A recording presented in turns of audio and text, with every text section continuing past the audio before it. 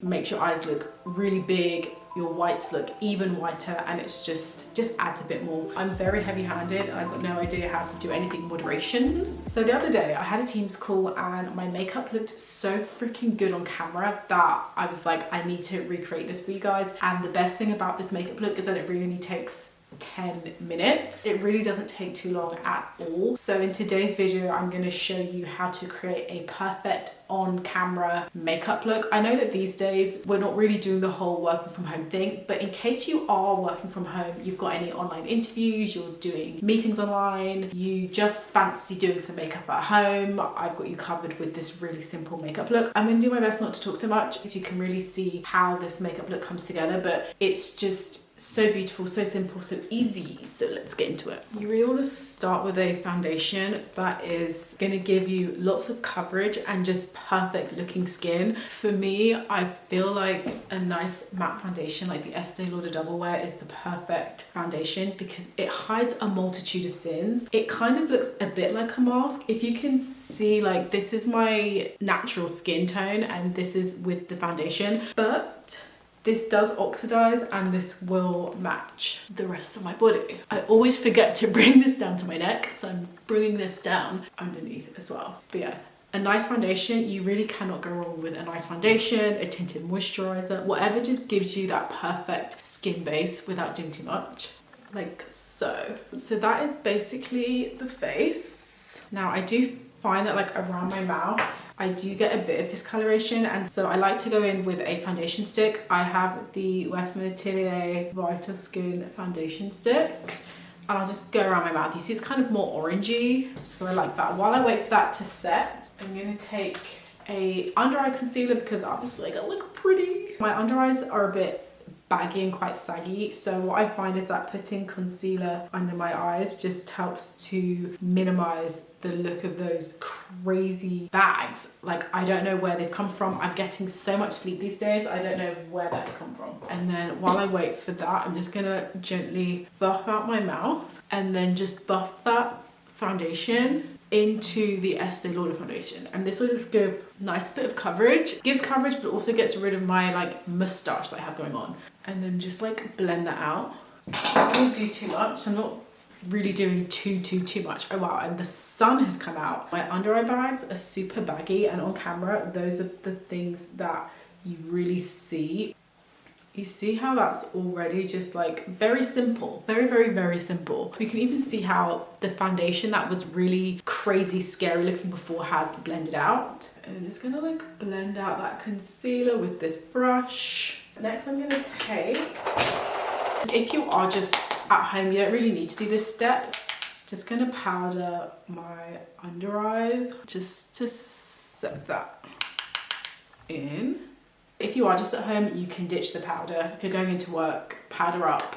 Now, I have a tendency to not bring things down my neck, so I'm just gonna take my brush to make sure that we're all blended down because we need to be blended down. And then just gonna take my powder brush again, just to make sure that all of the powder is settled in. And you see the base. The base is down. It's very simple. To keep this makeup look fairly short, I'm just gonna do a powder blush. It's annoying because I really want to wear this Charlotte Tilbury blush.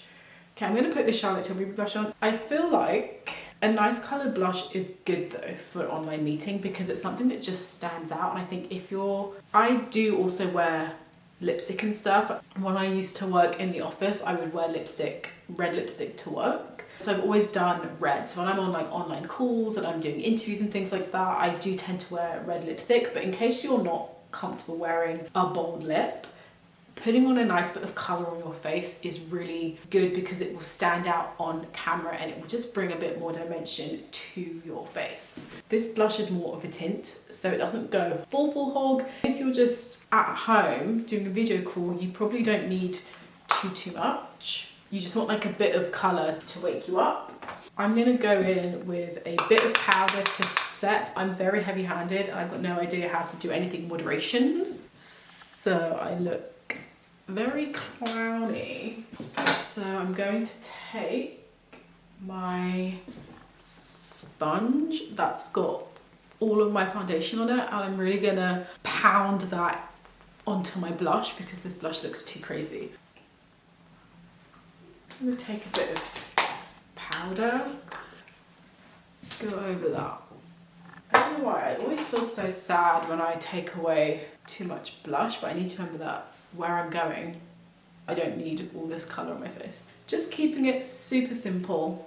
Then I'm going to do mascara. I think mascara is really important for an online meeting interview because it really makes your eyes stand out, and especially where resolution, camera quality just sucks and is really shit. It just makes your eyes look really big, your whites look even whiter, and it's just adds a bit more dimension, especially if you also have dark hair. Like, it's really nice. It just makes just all of like the darkness just stands out, which I really like. I'm gonna do a tiny bit of mascara. I don't need too much, just enough to open up your eyes.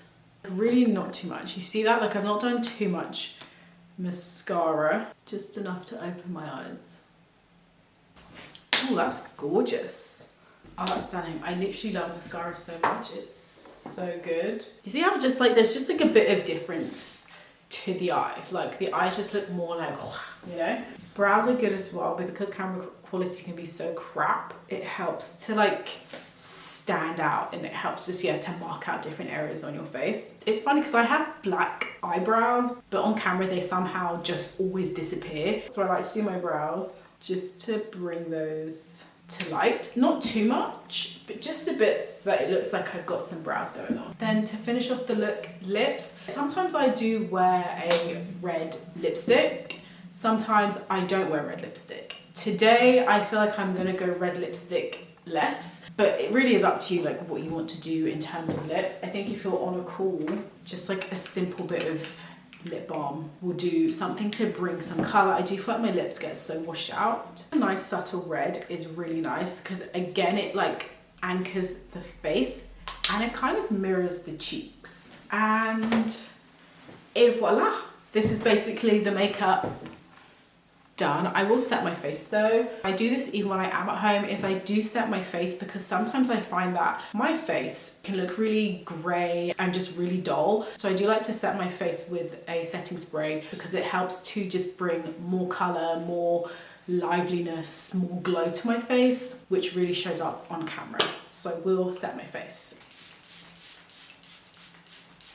And then just fan it down. It's also funny how I said I didn't want to talk, but I've literally been talking this whole video. It's supposed to be like a quiet video. Here we go. We are ready for our online meeting. This makeup look also works if you are going to work.